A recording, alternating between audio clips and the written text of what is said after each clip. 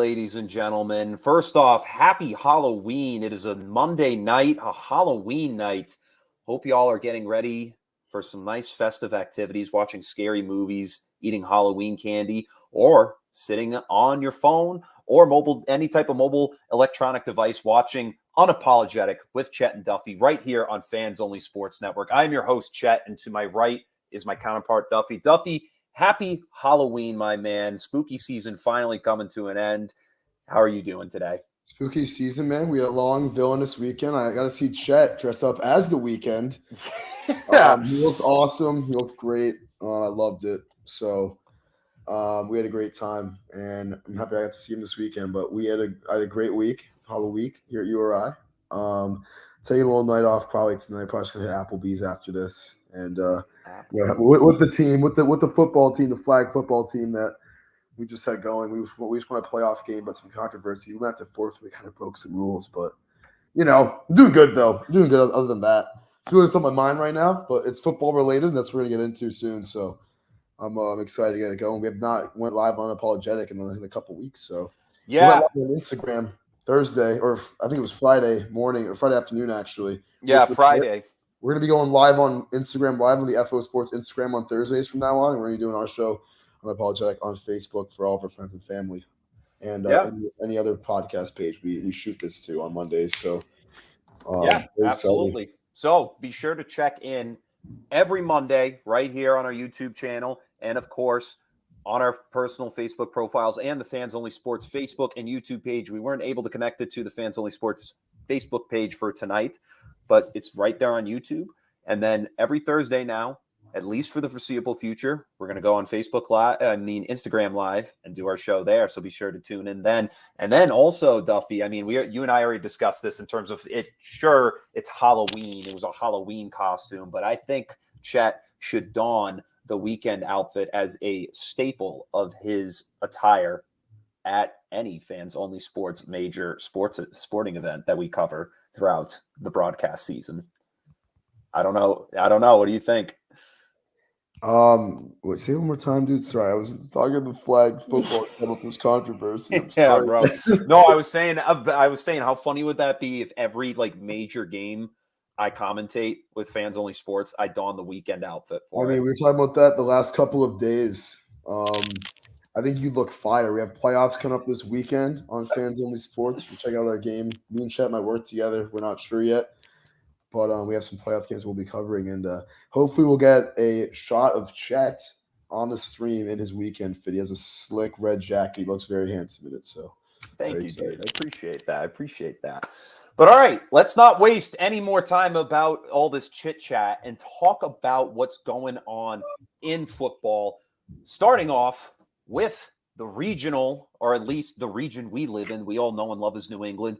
The Patriots walked into this game. I had very low expectations for them. I picked the Jets last week to defeat. You're a casual, bro. That's crazy. And the Patriots managed to come into the Meadowlands and defeat the Jets 22-17. It wasn't the greatest offensive performance, but it gave Belichick the second most wins of all time by a head coach. He is still chasing Don Shula for the most wins by an NFL head coach. And he proved on Sunday that he still owns the New York Jets as they go into the Meadowlands and narrowly defeat them 22-17. Mac Jones struggled throughout the game, was sacked 6 times in the affair, under duress for most of it, but the offense and the defense managed to put enough together to walk away with a victory and move to 4-4 on the season. Yeah, 4-4 on the season now. Pats get to 500, still last place in the East, which is a good division this year, but first and foremost, that Jets defense, like you said, is elite. 6 sacks again. Made Mac look like he's regressed a little bit, but it is what it is. And at the end of the day, though, Pats. This is a must-win game. It's 13 straight wins against the New York Jets, and the Jets are the Pats. B word, I guess, but it was a great win. Sloppy, wasn't pretty. Was down at halftime. That pick 6 that was overturned on John Franklin Myers was really the turning point of the game for the Jets. Mac Jones threw an 82-yard pick 6 in the half and was roughing the passer on John Franklin Myers. So help the Patriots get 3. They marched on the field second half, get in the end zone, and then Zach Wilson back-to-back picks, Devin McCourty. And they were two terrible picks. And it was very similar to the picks he threw in the Meadowlands last year against the Patriots on the run. I saw a tweet or an Instagram meme that Zach Wilson is like Patrick Mahomes if he played every game blacked out. So pretty accurate statement. He looks like he was seeing ghosts. Sorry to PTSD to any Jets fans out there. But nothing unusual. Pats get a lot of picks off the Jets quarterback, and they get the victory. So 22-17, it really wasn't that close in the second half. Jets only got in the end zone once with about a minute and a half to go. So it was a must-win game for the Pats. Now the Jets fall to 5-3. We might see the same old Jets in the future. They got Buffalo next week, the New York Jets. So, Pats a chance there to, jump them in the division as Pats, I think, play Indy next week with Sam Ellinger at quarterback. So it's a great win for the Pats, especially after the terrible loss last week to the Chicago Bears. Sloppy game that I was at. Fucking sucked. Sorry to swear, but sucked. It was really bad. So it was great to see the Pats get back to business, get back to work, and get back to being them on a road game. Yeah, absolutely. It definitely made up for the tough loss that they suffered against the Chicago Bears at home. And something to really highlight is Ramondre Stevenson, ever since taking over the backfield for Damian Harris. Harris was back in this one. He had 11 rushes for 37 yards. Stevenson with 16 carries for 71 yards, busted off a 35-yard run, and then finished the day with 7 receptions for 72 yards. I believe at this point that Ramondre Stevenson has overtaken Damian Harris on the depth chart and has officially become the running back number 1 for the Patriots offense. He just is really transformed into this stud running back that we didn't expect last season. Starting off in week 1, fumbled right away on his first carry, was benched for most of the weeks, and then finally came back, slowly started to show that he was very capable of running the football. But this season has been a amazing year for Ramondre Stevenson. And I think at this point, people can really circle this guy and say he's going to be an offensive threat going into each week.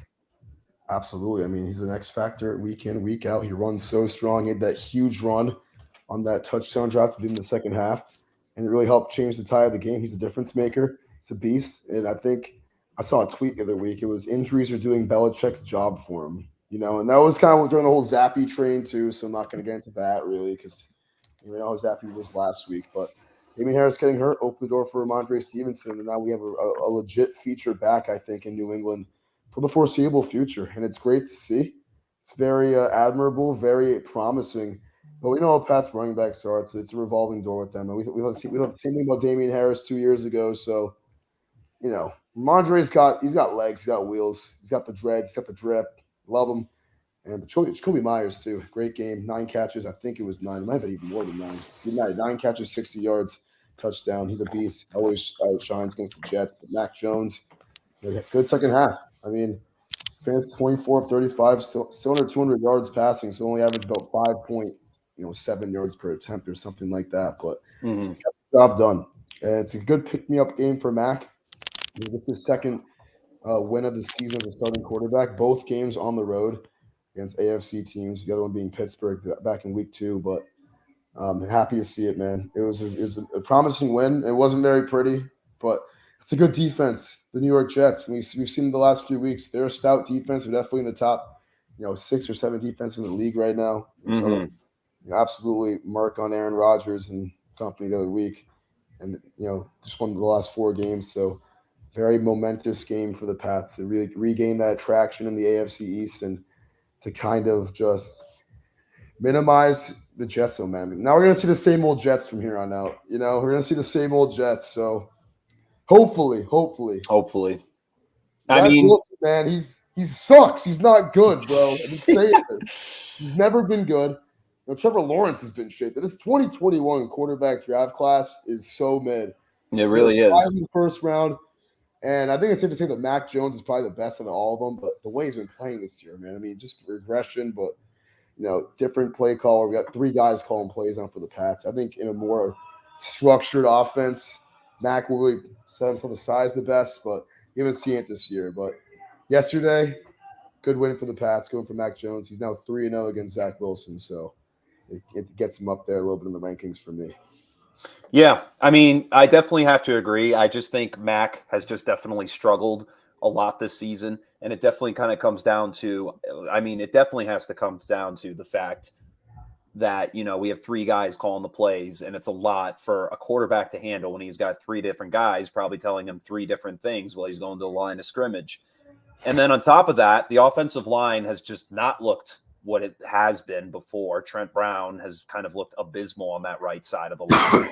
And this week, giving up 6 sacks to the Jets. Jets have a good, solid front seven, so it's no surprise there that they're able to get there. But thing is, when you look at Mac Jones in that pocket, he looks very awkward, and he also just doesn't look very calm and poised like most quarterbacks do. You need to, for Mac Jones, he needs to just figure out a way to kind of get himself back to that point where he's more relaxed, can be able to read the defense and make the throw. Because as of right now, it just seems like sometimes he's just taking a chance or being like, I just got to throw the ball because I'm not trying to take a hit right now. And it's almost as if, and it's definitely a mental thing. It's definitely a mental thing that comes into the game because he doesn't want to make a mistake. He doesn't want to. There's a lot of pressure on him. We've looked at this guy as, hey, he's technically the heir to what Tom Brady brought to the table, but you can't really expect the guy to replicate Tom Brady at the end of the day. This is a totally different player, and I think it's going to take some time. Defenses have been able to prep all off season for him. They have tape on him now. They know how he plays. This is just a sophomore year blues for him at some point, so he's just got to adjust to that and keep progressing going forward. Sophomore slump. And we see with a lot of these first-round quarterbacks, but yeah. And I mean, Justin Fields, he's definitely climbed back up the last couple weeks. He might be better. He's definitely better than Zach Wilson, I think, at this point. Which is funny. I say that, but Zach Wilson's not that good.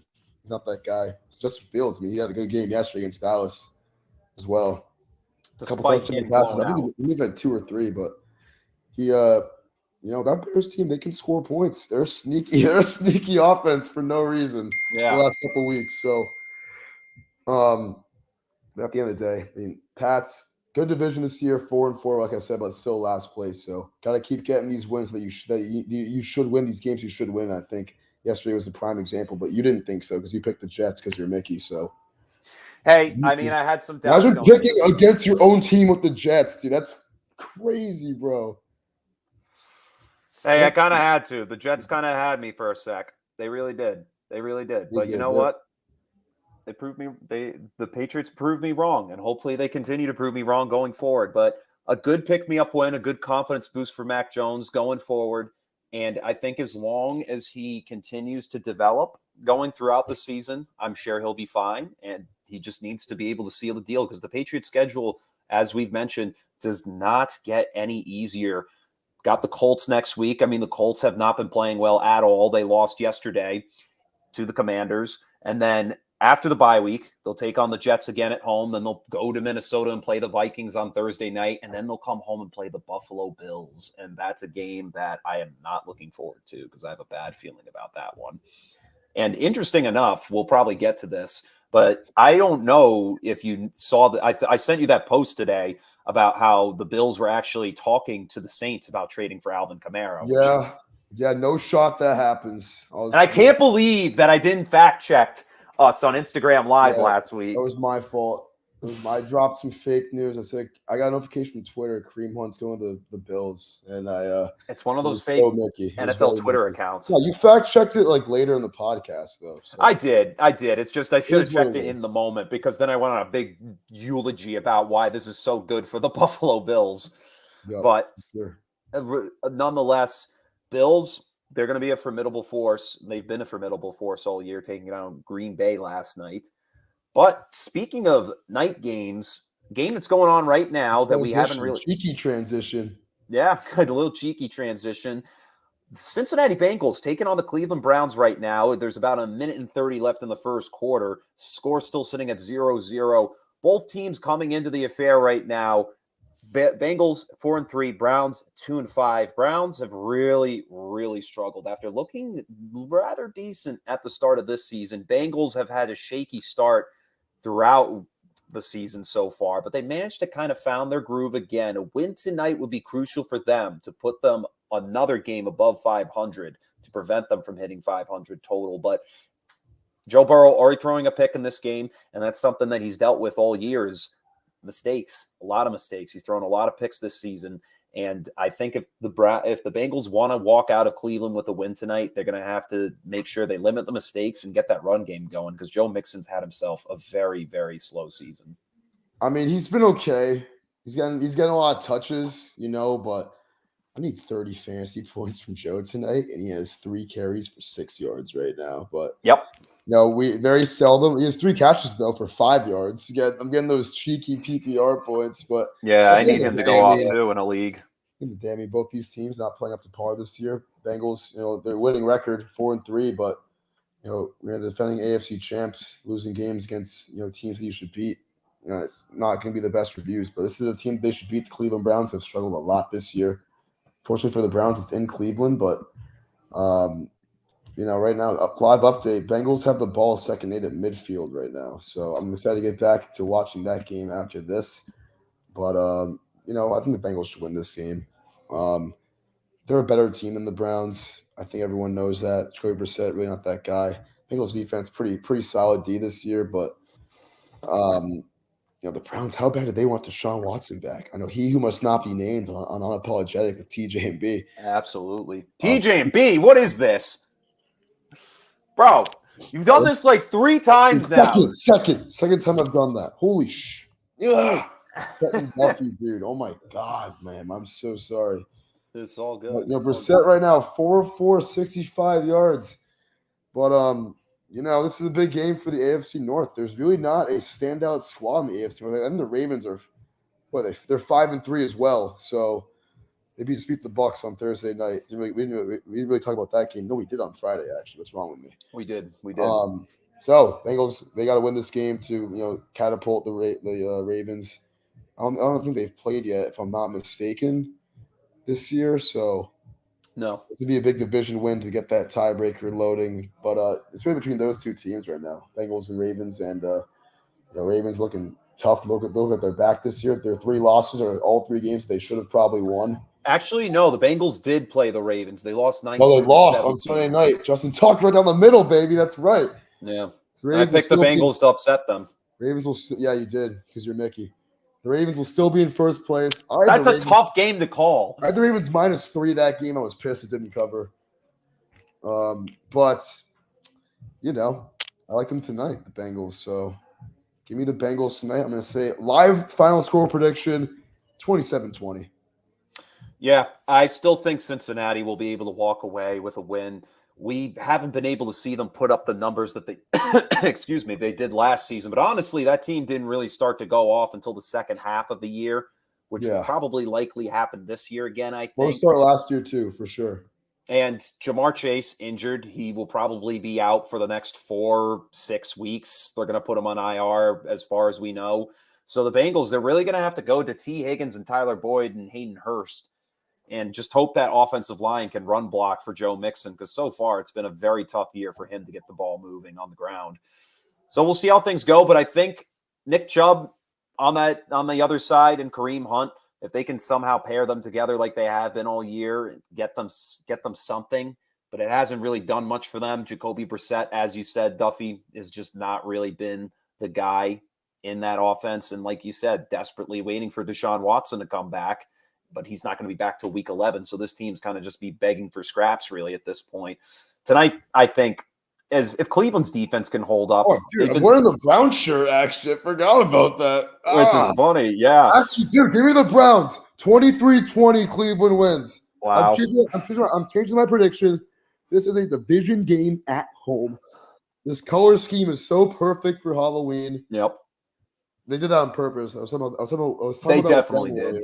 They definitely did it on purpose. The orange teams on Halloween, spooky Monday night game. They always have the Bengals play on Halloween, I feel. They did that. I feel like they always do that now. Maybe. Yeah, I think they did it when it was on Thursday the other year. But yeah, I remember one year it was Miami and Cincinnati. Yes, that's right. I remember that. That's the game I was thinking of. But give me the Browns, man. 23-20 at home. I've switched up on the Bengals, but it's like going in our record book. By the way, I went 2-0 again this week against Jets. I'm up to 10-6 on the year. But what's new, man? What's new, man? It's back-to-back 2-0 weeks for your boys, so. Yeah, I'm only 3 games back, so watch yourself. It's pretty tough. And only in week 8, they're only 3 games back. That's tough. Hey, we were evened up not too long ago. That could easily happen in no 14 days ago, we were even up. 2 weeks ago, yeah. That's 6-6. Yeah. But regardless, looking at the way this game goes, I mean, I still will pick Cincinnati in this one. Joe Burrow will put it together at some point. This team usually finds its groove in the second half. The run game will probably find its rhythm at some point. And I'm going to give a final score of this one of 24-21. Cincinnati. Right. We'll move on, though. It's going to be a quick gentleman bet. $5 live. See, the thing with these bets is that we never end up paying each other because I think we always forget that we did this. But yes, we always do. But don't tell them that. They don't know. We're going to remember tonight, $5 on the line. Give me the Browns with the brown shirt. I just won a quarterback playoff game with this shirt on. So, feeling good. Threw 2 touchdown passes, so I'm feeling good. Well, that will suck if you guys have to forfeit a win. We're probably screwed because we kind of broke the rules. So it's yeah, you did. They're probably going to discipline you hardcore. But hey, whatever. It's your senior year. Who cares? Who cares? We'll be back in the spring to win on our final Mary. Unless they decide they don't want you back. Dude, yeah, maybe that could happen. You never know. It could, but I was respectful to Sean Butler, the IM leagues, guy. So hopefully we're all good. Yeah. Hopefully there's no animosity built up because of that. Yeah. Moving on, there was a lot of studs this past week in football. This past week, you look at a lot of players, specifically running backs and wide receivers, just going off. Oh my God. Like the yards from scrimmage from these individual players is ridiculous. So I knew right away coming onto this show tonight, we had to talk about a few of these guys. And I managed to put together a list. Great list. Put together. And they all play the same position. They're all tailbacks. So starting off at number 3. Go from 3 to 1. I was going to say, go from 3 to 1. Yeah, starting off at number 3, you have to look at what is going on in Dallas right now. And this has been a problem, not really a problem, but it's been a thing that we foresaw since last year. Ezekiel Elliott has really started to fall off the talented running back that we knew he was when he came into the league. And some people say, hey, it's because he got his contract. He's just riding it out. All he cares about is the money. I don't think that's the case. But I mean, hey, I just think he's just lost his step. He's a running back who's ground and pound, and he's going to lose that touch after a while. After getting crushed so many times, he's going to lose that speed. Tony Pollard, a guy drafted a few years ago, has slowly stepped into the premier back role, or at least somewhat of a premier back. Yesterday, he really showed that off against the Chicago Bears, scoring 3 touchdowns in the 49-29 Dallas Cowboys victory with 14 carries for 131 yards and then had 1 catch for 16 yards. Pollard looking like just a stud. However, Jerry Jones said after the game, Ezekiel Elliott's still the guy at the end of the day. They're still going to go in between the two. But I think with Tony Pollard outshining Ezekiel Elliott all season long with this one game really makes me turn my head a bit and be like, I don't know, man. I think you have to rethink that statement. Yeah, man. It sucks I dropped him in the one league I had him in, which is unfortunate. It was the league with our boys from school. I've lost 6 in a row now. I was 2-0, so sucks. But yeah, I mean, Pollard 2 starts for the Cowboys in the last 2 years. In both games he's balled. I think last year was against the Saints on TNF. He absolutely balled out.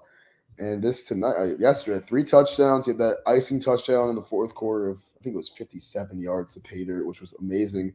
But he's a beast. And I think Zeke, if they don't give Zeke that contract, this is a no-brainer. You have to start Pollard, make him the feature back, and just Dallas being Dallas. I mean, they've always been so efficient running the football. They're gonna get him involved anyways. But yesterday really showed that they have a supreme playmaker in Tony Pollard, and the guy who can ice games, who can get you touchdowns. But he had 3 touchdowns, and 2 of them were from, pretty good amount of yards, pretty good range, and a lot of fantasy points on the board for running backs all around the league. Honorable mention to Deontay Foreman too. 3 touchdowns for him. Carolina. What a game that was. TJ Moore, by the way, gotta mention him, man. That was amazing. Oh yeah. PJ Walker, I mean. Yeah. It's the best throw I've seen in a long time, probably since the Aaron Rodgers Hail Mary. So I'm regressing a little bit or digressing, but Tony Pollard, start that man. You got to start him and give him some pay him a little bit. He's a beast. He's a stud. He really is. He really is. And definitely an honorable mention to Donta Foreman. I definitely wanted to kind of talk, like possibly put him in the list, but obviously you can't really go that. We can't really hold you guys in that long and that sort of thing. But crazy how he's going off despite Christian McCaffrey going off to San Francisco. And I mean, for him, that's huge because Donta Foreman coming into the league was definitely a back that looked like he could have a chance to make something happen, and now he does. So a good honorable mention for him. Now moving up to the number 2 spot. This man, I mean, he's the king. He's the king of all backs when it comes to it. And you have to talk about Derrick Henry. Derrick Henry yesterday setting a franchise record in touchdowns for the Tennessee Titans. Had himself a 32-yard carry day for 219 yards. He's 28 years old, too. He already broke the record, man. Scored 2 touchdowns. Both of them were the only touchdowns the Titans scored the whole game, beating the Texans 17-10, and then having 1 catch for 9 yards with Malik Willis at quarterback, who only threw 55 yards in the game. Henry only threw 55 yards the whole game? Yes. That's crazy. It's so crazy. Man, I'll say it right here, and yesterday I wanted to hammer every Derrick Henry prop, and I just didn't do it because I just forgot to do it, honestly, but the Texans are Derrick Henry's B word, and everyone knows that. We saw it in his 2,000-yard year. He had 200-yard games. He did in 2019 as well as 4 straight games against the same team with 200+ and 2 touchdowns. He's an absolute beast. I have in one league, got me 35 points, which is amazing. I actually dropped almost 200 points in this league, in my Duncan league with all my old Duncan homies. And I had a ton on the bench, too. I had so much on the bench. I had McLaurin, Latavius Murray, Dak on the bench, Algier, but my team was balling yesterday, eating up. And, just Derrick Henry, man. He's a beast. And I think him against the Texans alone in his career is enough to make him a Hall of Famer. He's a Hall of Fame running back. I think yesterday solidified it. And I think it's tough to even call running backs Hall of Famers because, they don't play a long time, a lot of them.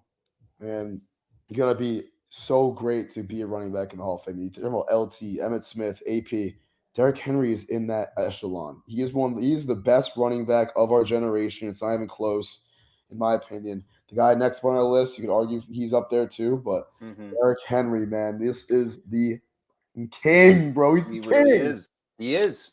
And it was for me, it wasn't really a tough decision to make for the number 1 spot. Obviously, Derrick Henry, though, had an argument to be the number 1 guy this week for the top plays or players this past week. And for me, the number 1 guy, you got to give it to him because this is a record that no running back has ever accomplished. Only 2 have done this before. Christian McCaffrey yesterday had himself an amazing game in his second game in a 49ers uniform. You think guys go to teams, they get traded, and they have to learn the play system. They have to learn the playbook. They have to know everything about the new team they're with.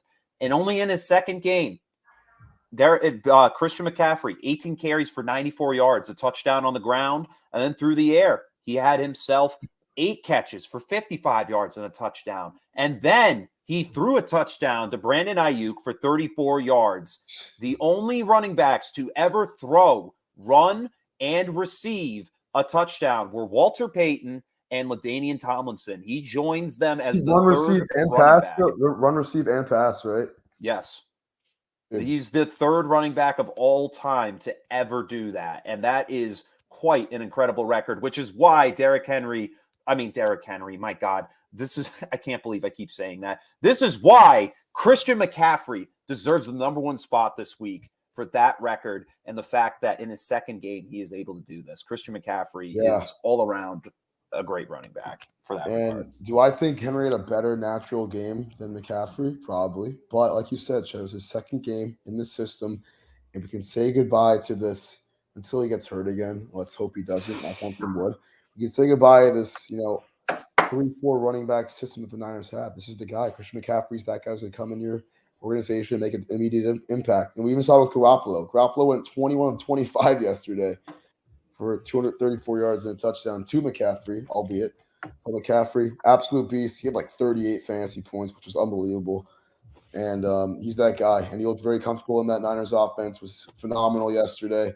I'm happy for him. Panthers have been a poverty team for a while now.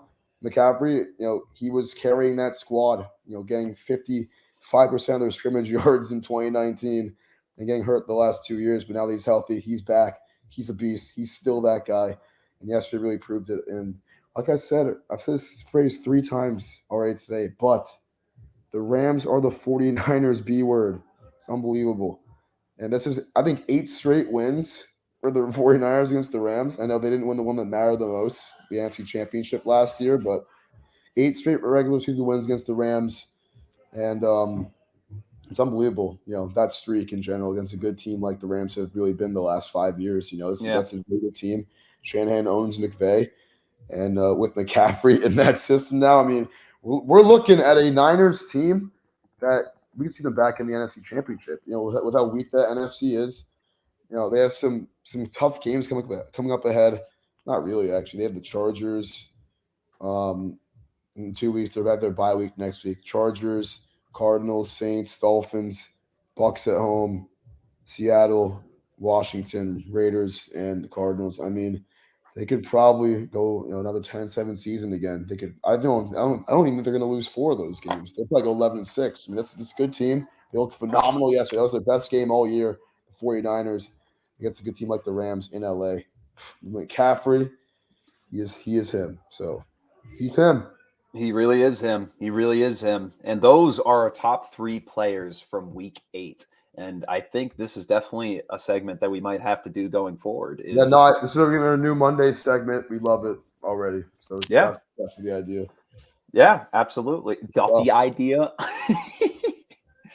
I gotta get my charger real quick. So start the World Series talk because I'm a casual with baseball anyways. So sure, absolutely. So moving into the MLB World Series, the 2022 season highlights the NL representative, the Philadelphia Phillies, and the AL representative, the Houston Astros, who have made it for the 4th time in 6 years. Definitely something to highlight there. They have just owned the AL in terms of their play in baseball. And for the Phillies, this is a team that really shocked the world, taking down the St. Louis Cardinals in the first round.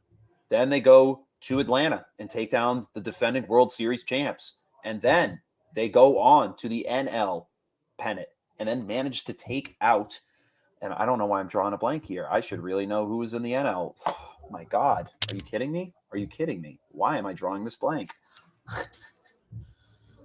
My goodness. Phillies. Come on. You know this. You really know this. Padres. Are you kidding me? How could I not remember that? The Padres, who are hot off of defeating the LA Dodgers. And this team has somehow, out of nowhere, struck postseason magic.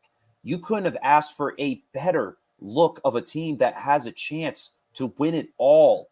And right now, this team has boasted a very stellar lineup, with Bryce Harper leading the charge, along with players like Rhys Hoskins, JT Realmuto, Zach Wheeler as a premier pitcher, Aaron Nola, and a very strong bullpen. This team definitely brings a lot to the table. However, we're talking about the Astros, who have big playmakers like Yordan Alvarez, Jose Altuve, Alex Bregman, and then premier pitchers like Justin Verlander, Lance McCullers Jr., Luis Garcia, just amazing playmakers all around from both squads. Right now, series tied up at 1 apiece. Phillies managed to win game 1, 6-5, battling back from a 5-0 deficit. Huge the starters comeback. were the only players until the end of the game in the 10th inning when JT Realmuto hit a game-winning home run that secured the deal for the Phillies to go on and close the game out. However, dropping game 2 by a score of 5-2, that actually happened when we were at Matt and Jared's house on Saturday. Tonight's game was supposed to be game 3 in Philadelphia. However, that game has been postponed due to rain, so the game will commence tomorrow and push the series back. But as of right now, for me, I really am picking the Phillies. I just love what the Phillies have brought to the table this MLB postseason. They are just a team that has struck gold in terms of baseball postseason magic. They're a team that just came out of nowhere with that. They've just gotten a very strong lineup to back it, strong bullpen. The Astros, though, They are no strangers to the occasion. As I've said, 4th time in 6 years that they've made it to the World Series. So this is going to be a game. This is going to be a series that I think without a doubt will go to 7 games. But I think Philly will be able to hoist the trophy for Philadelphia for the first time since 2009. Yeah, me too, man. Me too. I like him a lot. I mean, Bryce Harper, I've been saying all postseason, he has something to prove. I love history. You know, like you said, the Astros have a great bullpen, but a great pitching staff. But, you know, Phillies, man. This is a team trying to be the first ever 6th seed.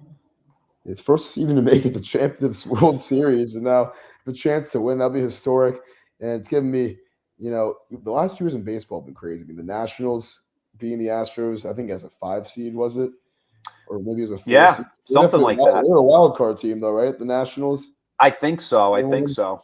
The Braves last year, they had the worst record of any playoff team last year, and they won the World Series. And now we got the Phillies in the same boat. So baseball is one of those sports where any team can win any game. And I think the Phillies, you know, coming back from 5-0 on the road, you know, going back for this 3-game homestand, it's going to be very pivotal for them. You know, they got to pull out at least 2 of these games if they want to have a chance to win. But we know the Astros, how they are on the road in the postseason. They've been clutch the last 2 years. You know, this is a team with a lot of championship pedigree, 4 appearances in this World Series in the last 6 years. I think they've knocked on the doorstep the 2 years they missed too. I know they lost to the Red Sox in 2018, the ALCS, and maybe against the Rays in 2022. I don't even know. 2020. 2020, I mean. 2020, comma, too. That's what I meant. The TO. Yeah. They lost to the Rays in the ALCS, right? Yes, they did. This team is always in it, man. They always are. And but only one ring to show for it. So who else did they lose to in the World Series? They beat the Dodgers, but who else did they lose to?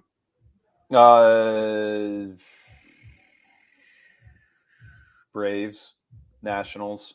Oh, they lost last year too. That's right. I'm dumb. My bad. Yeah. But give me back-to-back World Series L's for the Astros, man. Karma's a real thing, you know. Yeah. This team had cheated. Me and Chet that was fresh news back in 2019 when we first made our first ever podcast of First Things Last. You know, they were in the World Series that year. Yeah. With the Nationals, and it was right after all the cheating stuff came out. So, you know, we've already seen them lose 2 World Series in the last 3 years. Yeah. And let's make it a dynasty of World Series losses.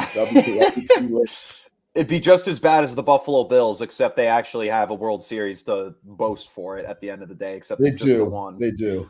But I definitely want to go back to that point you made about Bryce Harper having something to prove. This is a guy who, when he was scouted in high school, people knew immediately this guy was going to be a stud.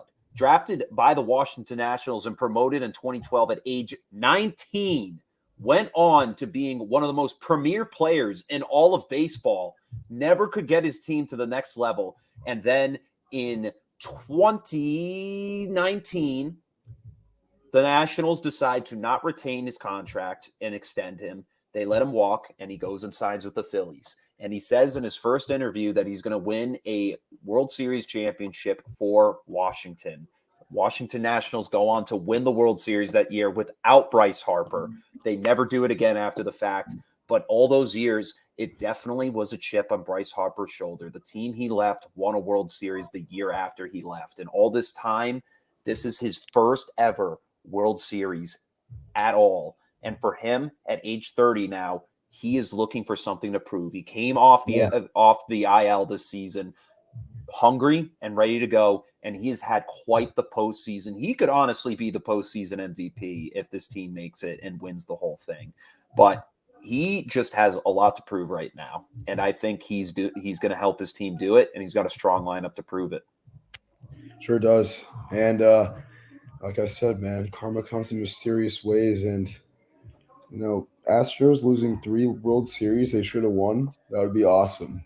And us Boston fans, we don't like the Astros, so no. New York definitely has more to hate with them. New York definitely has the top spot with a big gap in between, but Astros are they're probably the top of the next tier. Yeah. Who likes the Astros? No one that wasn't already an Astros fan likes the Astros. Yeah. So. Unless you're from Texas, you don't like them. Yeah. because they were dog shit for so long Yeah. before they started becoming good. So Yeah. screw them. Yeah. They're Phillies. I never thought I'd root for Philly, man. My roommate's an Eagles fan. It sucks hearing this 17-0 talk every day. But I hey, don't think man, that's going to root for happen. If it Philly here. does, it's literally going to be because they have one of the You know easiest what regular hard is to season win schedules. 17 straight games though? That doesn't make any sense. That's so difficult to do. Yeah, and Tom Brady at least had more experience in the league than Jalen Hurts did. And I guess you could say, oh, AJ Brown's the equivalent to Randy Moss. I will not put that out there, though. He's Who not. said that? Who said Exactly. No, I'm just saying. that? If he ever says that, you can quote that I Yeah. said that and said that's dog. Oh That's yeah, dog if he crap. says I'll be pissed. I'll be pissed off. Yeah, I'd be pissed too. He would never compare Jalen to Tom Brady because you don't like can't. Tom Brady. So oh, so you can't even say that. That's just blasphemous. Yeah. They're both blasphemous takes, but that Yeah. would be top tier blasphemy. Oh yeah, absolutely. Sure. Well, that concludes discussion here this Monday night on Unapologetic with Chet and Duffy. We thank you all for tuning in. Be sure to tune in on Thursday night on the FOZ Sports Instagram page. No Z after O, but FO Sports with a Z. That's what you meant to say. That's what I meant to say. FO Sports with a Z at the end, right on Fans Only Sports Instagram. Go ahead and give them a follow on Instagram so you catch us live on Thursday night. That should be around 7 p.m., I'd want to say, but times usually change between us with our busy schedules. But we'll be going live on Thursday, so be sure to tune in for that. But until next time, this is Chet Duffy signing off, and we will see you on the next episode. And as always, go Pats. Go Pats.